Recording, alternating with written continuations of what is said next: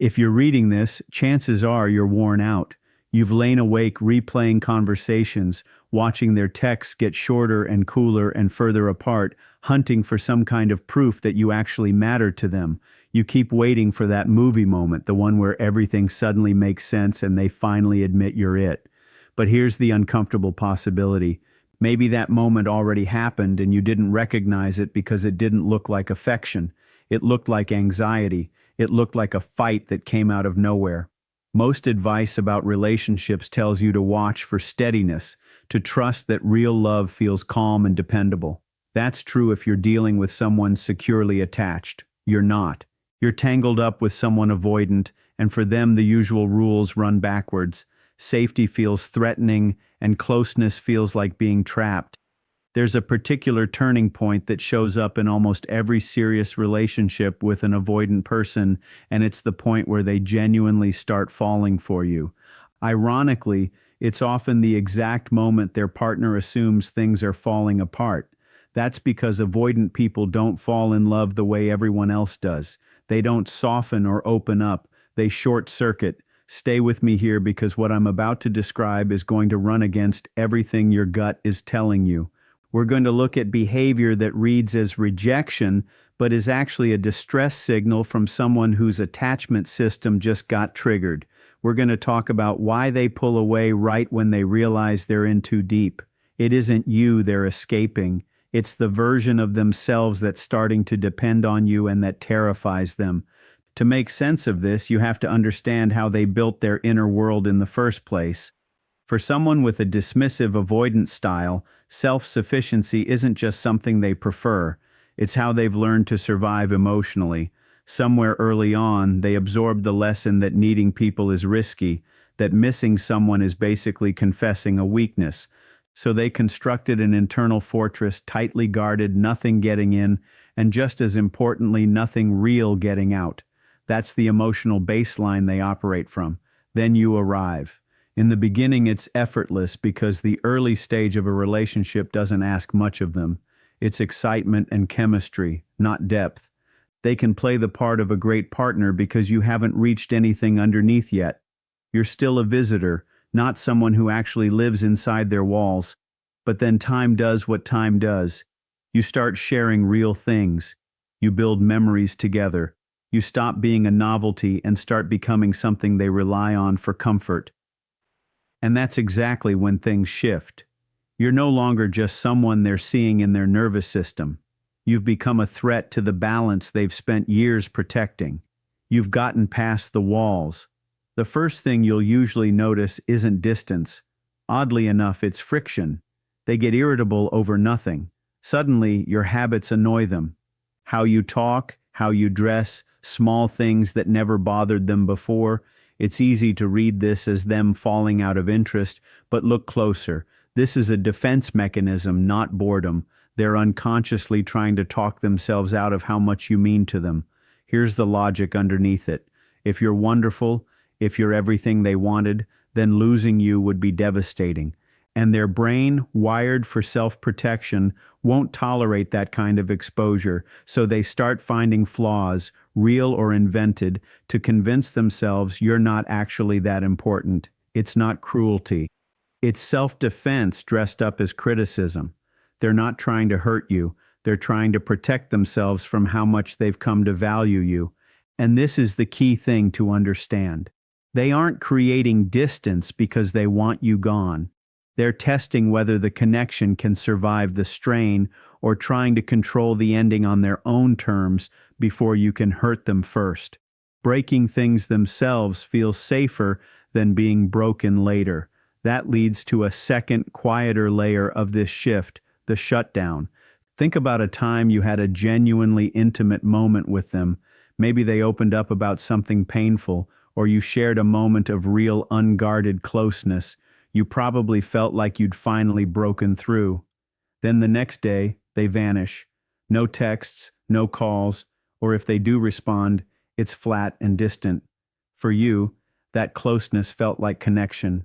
For them, it felt like exposure. The morning after real vulnerability, their internal alarms are going off. They feel unprotected, like they showed too much, and their instinct is to retreat and rebuild the walls you just got past. That silence is brutal to sit with. It can feel like punishment or like you were manipulated, but that silence isn't empty, it's loaded. It's them wrestling with an emotion they don't have language for. The fear of actually needing someone again after years of avoiding exactly that. If they genuinely didn't care, they wouldn't need to disappear at all. They'd just be casually unaffected. The size of their withdrawal tells you the size of what they felt. Bigger love triggers bigger fear, and bigger fear creates bigger distance. So when you see them retreat right after a moment of closeness, resist the urge to chase. Chasing someone in that state is like running after a startled animal. It only confirms their fear that you're going to overwhelm them. Instead, the move is to stay steady, to become the stable point they can return to. Now, the fearful avoidant version of this plays out differently, where the dismissive type retreats into detachment and logic. The fearful, sometimes called disorganized attachment style, spirals into chaos instead. They actually want closeness, but it scares them just as much as it draws them in, so they pull you close and then shove you away in the same breath. When a fearful avoidant starts genuinely falling for you, they tend to start testing you, often through manufactured conflict. These tests aren't fair, and they're not meant to be passed. They might accuse you of something with zero evidence, invent reasons the relationship can't work, or insist that you deserve someone better than them. That line, "you deserve better," sounds selfless on the surface, like they're being humble or protective of you, but underneath it's not humility at all. It's a plea for reassurance wearing the costume of a goodbye. They're essentially opening the exit door and hoping desperately that you'll refuse to walk through it. What they're really afraid of is that you'll eventually see the parts of themselves they've decided are unlovable. So they try to reveal that darkness early on their own terms to get the rejection over with before it can catch them by surprise. If you take the exit they offered, it confirms what they already believed about themselves, that they're broken and destined to be left. But if you stay and tell them plainly that you don't want someone better, you want them, something in that knot starts to loosen. Even so, it doesn't resolve neatly because right after that kind of reassurance, something called the mirror effect tends to kick in. In any relationship, you naturally reflect your partner back to themselves. For someone avoidant, being with you highlights everything they feel they lack. Your warmth makes their guardedness more obvious. Your honesty makes their secrecy more obvious. Your steadiness makes their internal chaos more obvious. Every kind thing you do can end up making them feel worse about themselves, not better, because it reminds them how hard it is for them to give back the same thing. And the more you love them, the more shame that creates. And shame is corrosive to someone already fighting an avoidant pattern. To relieve that shame, they sometimes have to break the mirror altogether, pick a fight, find fault in you, create distance, anything to stop feeling their own limitations so clearly. That's often why things fall apart right when they seem to be going well. They'll suddenly zero in on your flaws, real or exaggerated, just to level the emotional playing field. If you're flawed too, their coldness feels less damning by comparison. It's not really about you being too sensitive or too much. It's a defense mechanism, and a sad one, because underneath all of that friction and distance is someone who deep down is waiting to see if anyone can weather the storm without walking away. They're not testing you to push you out for good. They're testing whether your love can hold up under pressure. Underneath it all, the real question they're asking without ever saying it out loud is simply, "Can you handle me?" Here's the continuation in the same voice and format. Can they handle the worst version of you? Because if they can't handle that, they can't handle the real you either. Now let's address something important.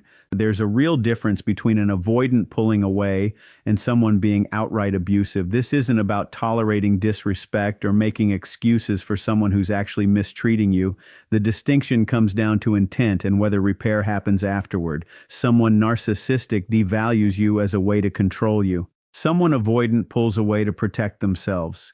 A narcissist almost never takes responsibility for their behavior. An avoidant person, once the storm settles, usually feels real guilt even if they can't put it into words. You'll catch it in small gestures. A check-in text, a random meme after 3 days of silence. That meme isn't just a meme, it's a quiet white flag. Their way of saying, "I'm still here, are you?"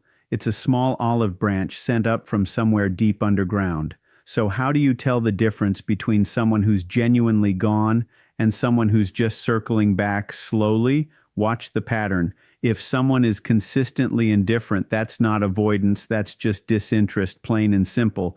But if they swing between intense and distant, if they pull you close and then panic and retreat, that's the knot we've been talking about.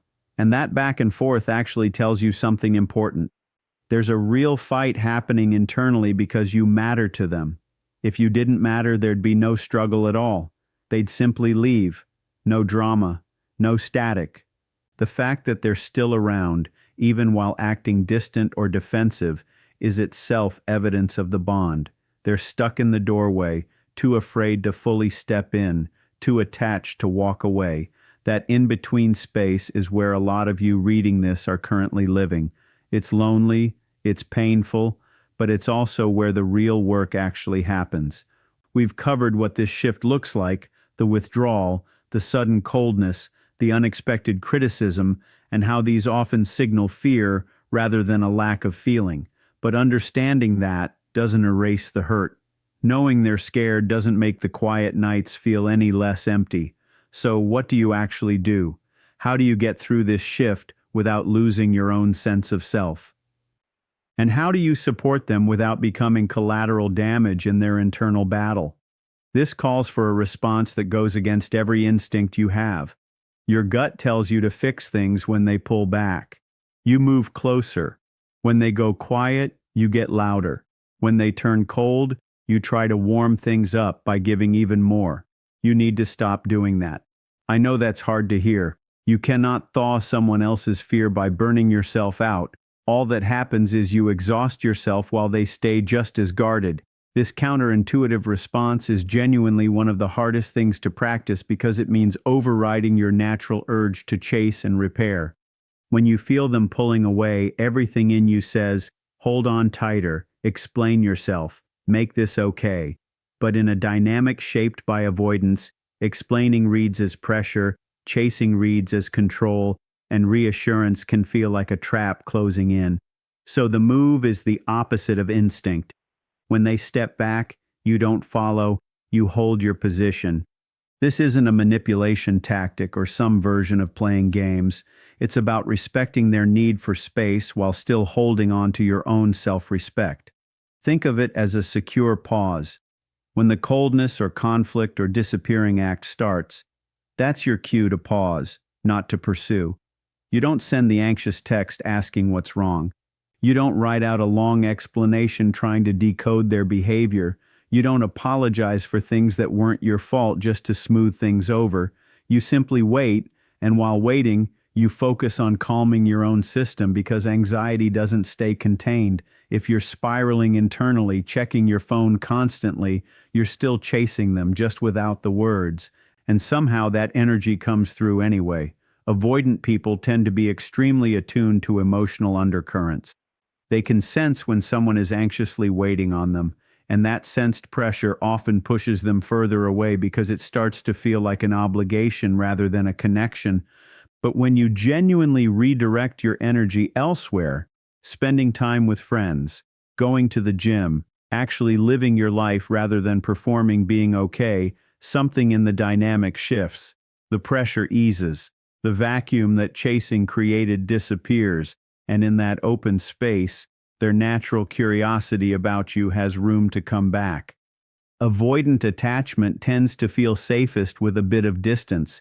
When you're constantly right there, they can only see the weight of what's expected of them. But when you step back into your own life, you become someone separate again, someone they can actually miss. And here's something rarely said out loud. Someone can't miss you if you never actually give them space to. You have to allow them to sit with the absence, to feel what silence actually costs. If they retreat and you immediately fill that silence with messages, you're removing any chance for them to feel the impact of pulling away. You're softening a consequence that was meant to teach them something. Let them sit with it instead. Let your warmth register as something valuable, not something automatic and always available like a utility bill. It's a gift, not an entitlement. And if they choose to walk away from it, that has weight. Now I know the fear this brings up. If I stop reaching out, won't they just forget about me and move on? That fear is understandable, but it's not accurate. It's your own anxious wiring talking, not reality. They haven't forgotten you. People retain what's called object constancy. They still know you exist, even in the quiet. Here's the final section, completing the piece in the same voice and format.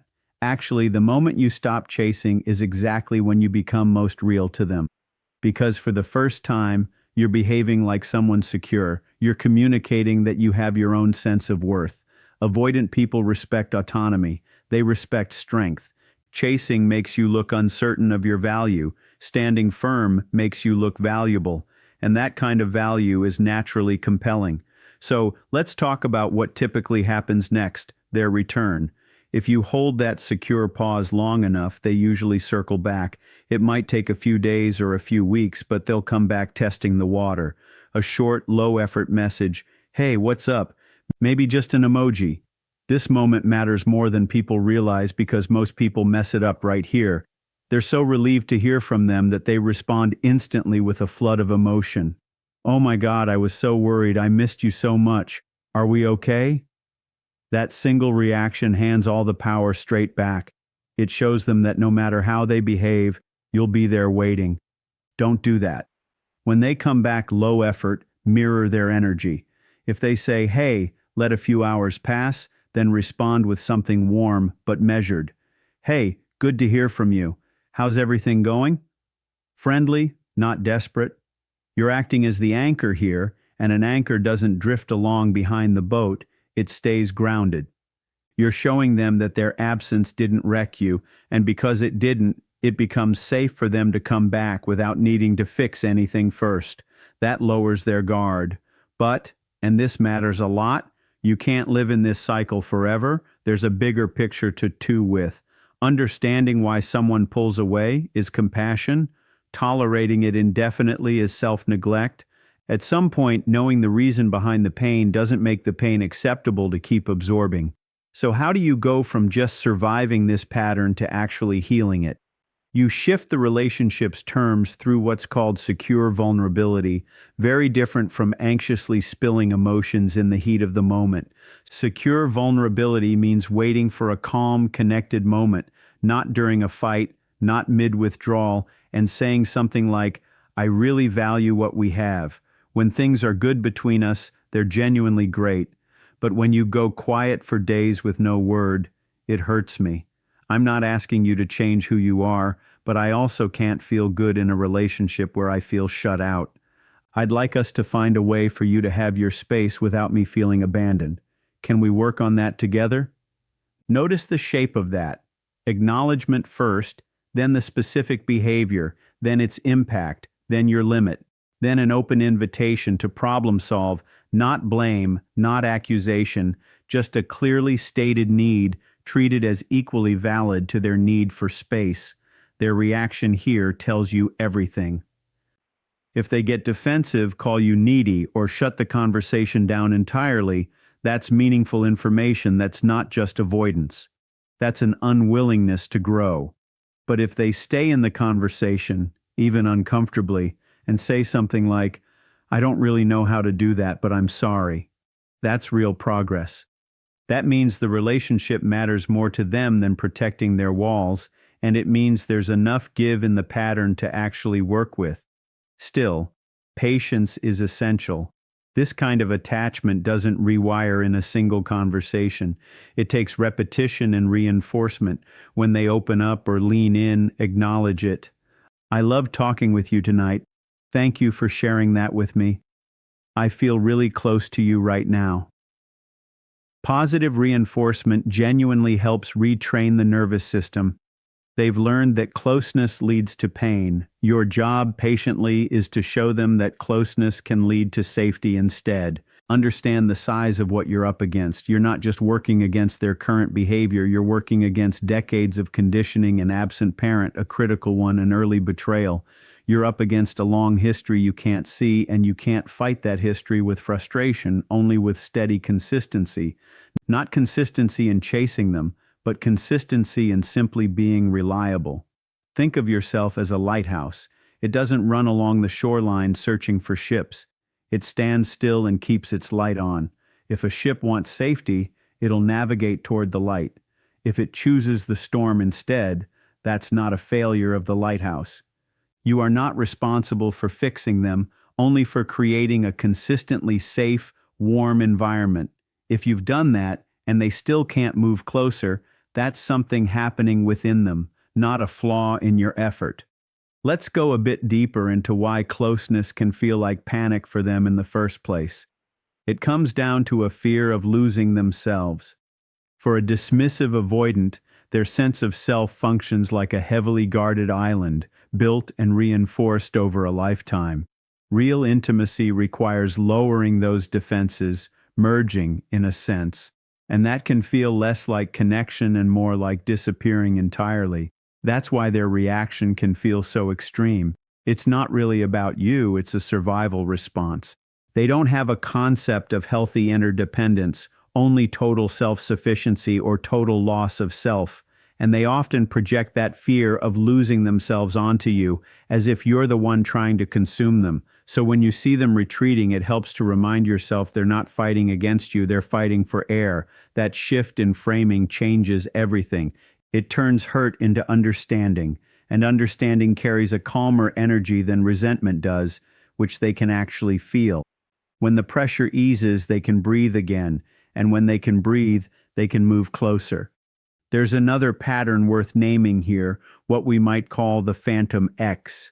Often, right as they're pulling back, they'll bring up a past relationship out of nowhere, romanticizing it. She never needed this much from me.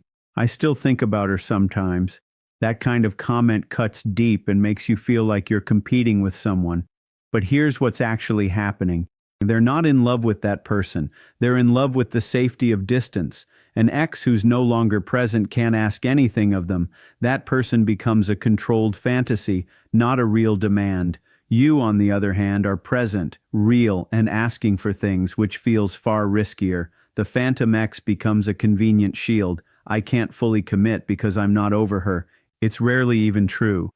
It's more self-deception than honesty, using an absent memory to avoid dealing with someone actually in front of them. Don't try to compete with that memory. You'll lose, because memory never has a bad. Instead, gently name it. I understand you have history, and I'm not trying to erase that, but I'm here right now wanting to build something real with you. If you'd rather stay focused on the past, I can't make you choose differently, but you'd be missing what's actually available now. Then, let the decision sit with them. Avoidant people resist feeling pressured, but they respond well to feeling like the choice is genuinely theirs. I want this with you, but only if you actually want to be here too. Not an ultimatum, a standard, which brings us to the hardest part of all this. What happens if you do everything right, you stay steady, you give space, you're patient and secure, and it still doesn't shift? This is the reality that has to be acknowledged.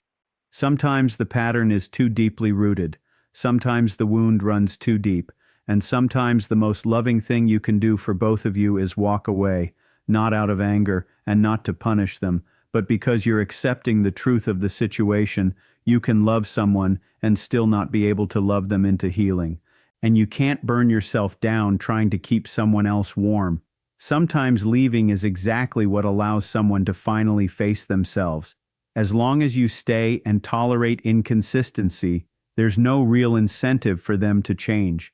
They get connection without ever having to lower their guard.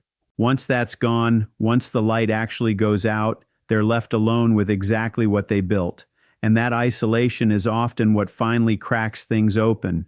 Many people with avoidant patterns only begin real change after losing someone who truly loved them. The regret becomes the turning point. So don't think of walking away as giving up. Think of it as one final act of love, loving yourself enough to leave and loving them enough to let them face what comes next on their own.